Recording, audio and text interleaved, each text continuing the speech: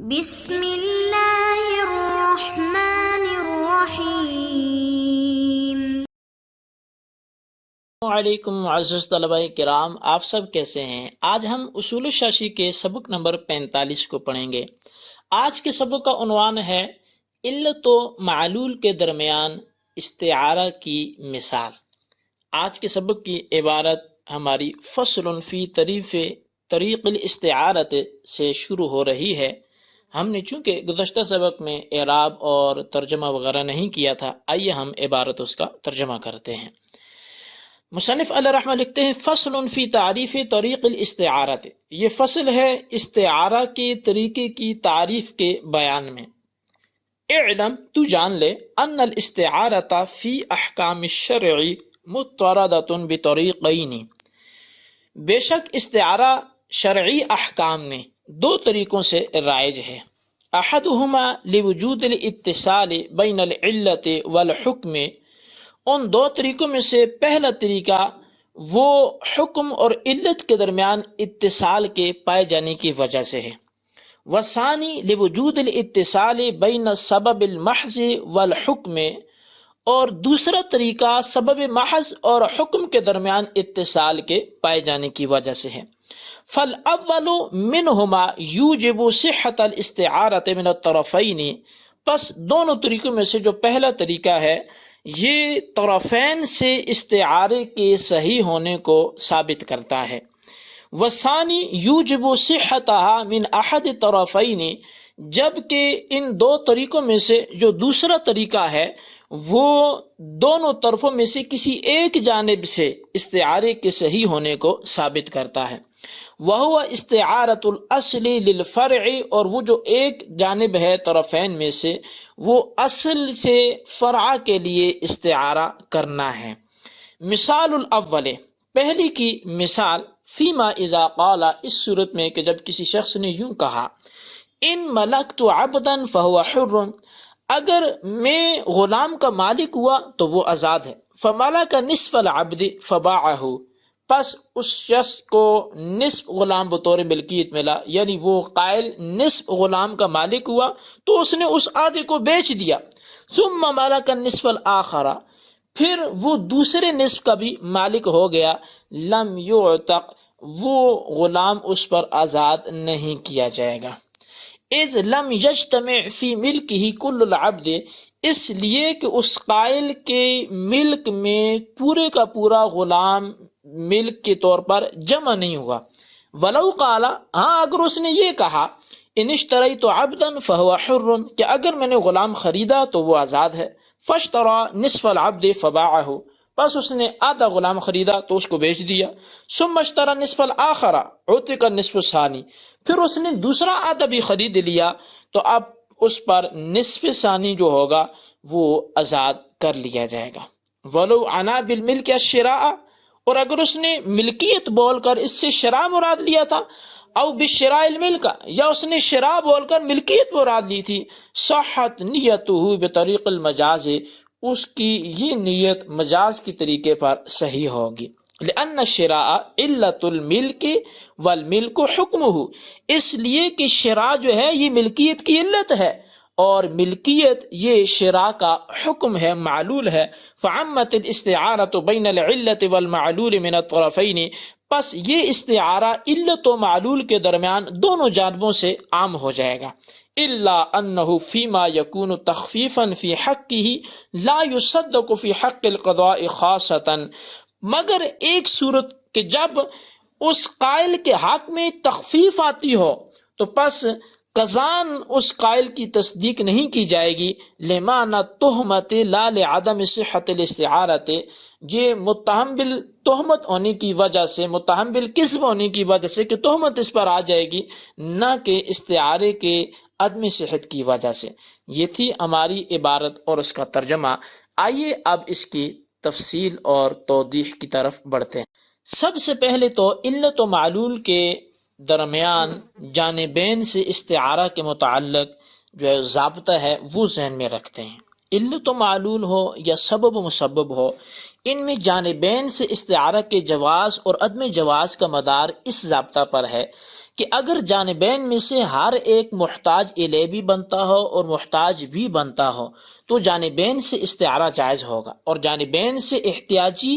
علت میں پائی جاتی ہے وہ اس طرح کہ معلول اپنے وجود میں علت کا محتاج ہوتا ہے، کہ معلول بغیر علت کے نہیں پایا جاتا، لہٰذا علت محتاج الیہ ہوئی اور معلول محتاج الیہ اس طرح بنتا ہے کہ شریعت میں مقصود حکم ہوتا ہے، لہٰذا معلول محتاج الیہ ہوا جب علت اور معلول میں سے ہر ایک محتاج ہے اور محتاج الیہ بھی ہے، اور استعارہ بھی اسی کا نام ہے کہ محتاج الیہ بول کر محتاج مراد لیا جائے، لہٰذا علت بول کر معلول اور معلول بول کر علت مراد لینا جائز ہے۔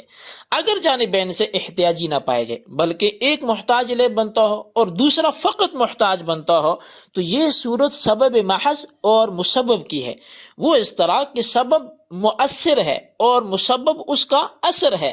کہ اثر اپنے وجود میں مؤثر کا محتاج ہے لیکن مؤثر اپنے وجود میں اثر کا محتاج نہیں ہوتا۔ استعارہ بھی اسی کا نام ہے کہ محتاج الیہ بول کر محتاج مراد لیا جائے، لہٰذا سبب بول کر مسبب مراد لینا جائز ہے لیکن مسبب بول کر سبب مراد لینا یہ جائز نہیں ہے۔ اب یہاں پر مصنف علیہ رحمہ نے سبب کے ساتھ محض کی قید بھی لگائی، تو اس قید لگانے کا کیا فائدہ ہے کہ اگر سبب محض ہے تو استعارہ اصل یعنی سبب سے فرع یعنی مسبب کی طرف جائز ہوگا، لیکن فرع یعنی مسبب سے اصل یعنی سبب کی طرف جائز نہیں ہوگا۔ اگر ایسا مسبب ہو جو سبب کے ساتھ خاص ہو پھر جانبین سے استعارہ جائز ہوگا، اس صورت میں سبب علت کے معنی میں ہوگا۔ مثال کے طور پر قرآن مجید میں ہے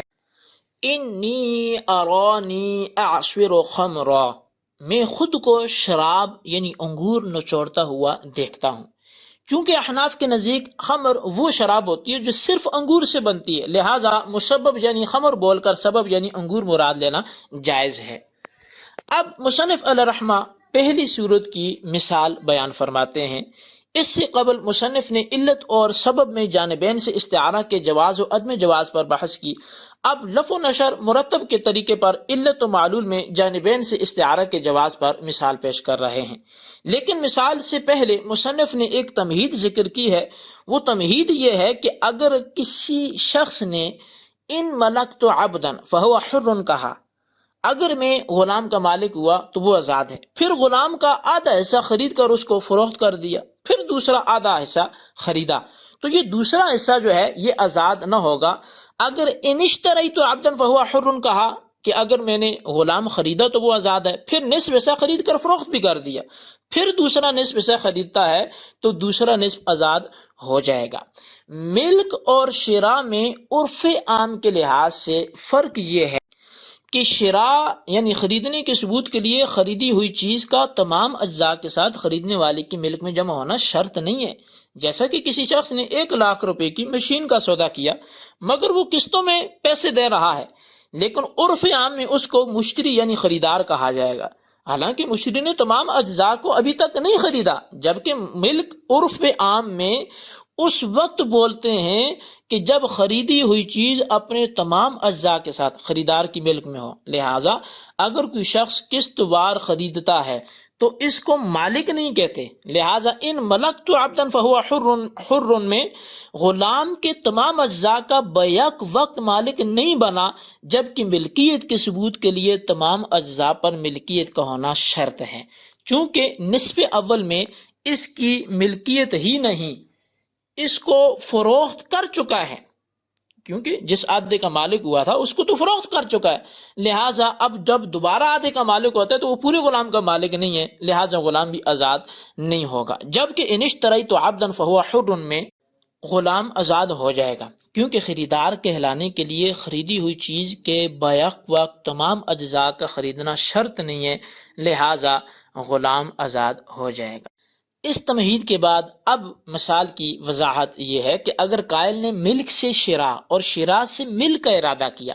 تو اس کی نیت بطور مجاز درست ہوگی، اس لیے کہ شراء ملک کی علت ہے اور ملک اس کا حکم یعنی معلول ہے۔ علت اور معلول کے درمیان جانبین سے استعارہ جائز ہے، لہذا شراء بول کر ملک اور ملک بول کر شراء مراد لینا یہ جائز ہے۔ اگر قائل نے ملک تو یعنی یہ چونکہ معلول ہے بول کر اشترائی تو جو کہ علت ہے، اور اشترائی تو علت بول کر ملک تو معلول مراد لیا تو جائز ہے، چونکہ علت اور معلول میں جانبین سے استعارہ جائز ہوتا ہے، مگر جس صورت میں قائل کے حق میں کچھ تخفیف اور فائدہ ہو تو دیانتاً تو اس کی تصدیق کی جائے گی، یعنی اللہ اور اس کے درمیان کا معاملہ ہے، مگر قضان اس کی تصدیق نہیں کی جائے گی۔ ممکن ہے کہ جھوٹ بول رہا ہوں، لہٰذا اشترائی تو بول کر ملک تو مراد لیتا ہے تو قاضی اس کی تصدیق نہیں کرے گا، اگرچہ یہ کلام استعارتاً درست ہے، مگر تصدیق نہ کرنے کی وجہ یہ ہے کہ ملک تو بولنے کی صورت میں غلام کا دوسرا آدھا حصہ آزاد نہیں ہوتا، اس میں متکلم کا فائدہ ہی فائدہ ہے، اس متہم بالکذب کی وجہ سے قضان تصدیق نہیں کی جائے گی۔ شراء یعنی علت بول کر ملک یعنی معلول مراد لینے کی صورت میں قضان غلام آزاد نہیں ہوگا، اسی بات کو مصنف نے الا انہ ان یکون تخفیفا سے بیان کیا ہے۔ علت اور معلول میں جانبین سے استعارہ تو جائز ہے، مگر تصدیق کے لحاظ سے فرق یہ ہے کہ ملک تو بول کر اشترائی تو مراد لینے کی تصدیق دیانتاً اور قضان دونوں طرح کی جائے گی، مگر اشترائی تو بول کر ملک تو مراد لینے کی صورت میں دیانتاً تو تصدیق کی جائے گی مگر قضان تصدیق نہ کی جائے گی۔ یہ تمام بحث اس صورت میں تھی کہ جب ابدن کو نکرہ لایا گیا ہو، تو حاصل کلام یہ نکلا کہ یہ جو تصدیق اس کی دیانتاً کی جائے گی اور قضان جس صورت میں نہیں کی جائے گی، وہاں یہ وجہ نہیں ہے کہ استعارہ جائز نہیں ہے، استعارہ تو وہاں بھی جائز ہے چونکہ جانبین سے جائز ہے، لیکن چونکہ یہاں متکلم کا اپنا فائدہ ہے تو ہو سکتا ہے کہ یہ اپنا مال بچانے کے لیے حق نہ دینے کی غرض سے جھوٹ بول کر مال بچانے کے لیے یہ کہہ رہا ہو کہ میں نے استعارہ مراد لیا ہے، حالانکہ کسی نے لیا نہ ہو، تو لہٰذا قضان اس کی تصدیق نہیں کی جائے گی۔ یہ ہمارے سبق کی آج کی خلاصہ تھا، اس کی یہ داستان تھی، تو لہٰذا آج کے سبق میں ہم نے استعارہ کے دو طریقوں میں سے جو پہلا طریقہ ہے کہ جانبین سے استعارہ درست ہوتا ہے، اس کی ہم نے مثال پڑھی ہے۔ اس کو آپ اپنے رجسٹر پر نوٹ کریں اور اس کو خوش خط کر کے لکھیں اور بالخصوص ان سوالات کے جوابات دیں۔ سوال نمبر 1 یہ ہے کہ علت و سبب میں جانبین سے استعارہ کے متعلق ضابطہ کیا ہے، تحریر کریں۔ اور سوال نمبر 2 یہ ہے کہ مصنف نے کتاب میں سبب کے ساتھ لفظ محض کی قید لگائی، اس کا فائدہ بیان کریں۔ اور سوال نمبر 3 یہ ہے کہ مصنف نے جو مثال بیان کی ہے ان ملکت عبدا فہو حر یا ان اشتریت عبدا فہو حر، ان دونوں میں حکم کے لحاظ سے کیا فرق ہے واضح کریں۔ اللہ تبارک و تعالیٰ سے دعا ہے جو کچھ ہم نے سنا سے یاد رکھنے کی توفیق نصیب فرمائے، آمین۔